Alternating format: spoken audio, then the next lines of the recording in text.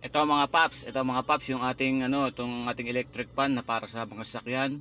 Meron tayo na dito itong 12 volts saka 24 volts. Ito po ay 12 volts gamit ko sa aking kotse. Okay, pakita ko po sa inyo. Ayan, naka USB type po siya. USB type, saksak po natin dito. Ayan, dito. Tapos, ito yung power niya.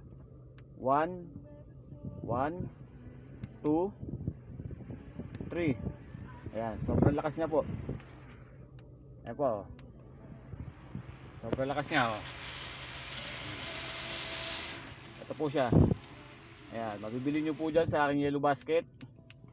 Ayan, mabibili nyo po sa aking yellow basket. Ilalagay lang po ito sa headrest. Ito po, ayan.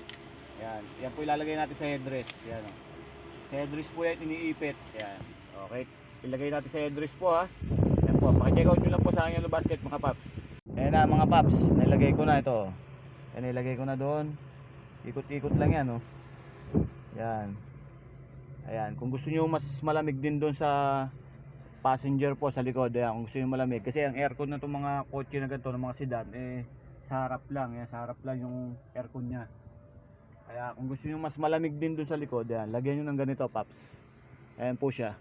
Ganda niya po. Okay, paki-check out niyo lang po sa aking yellow basket, mga paps. Okay, maraming salamat po.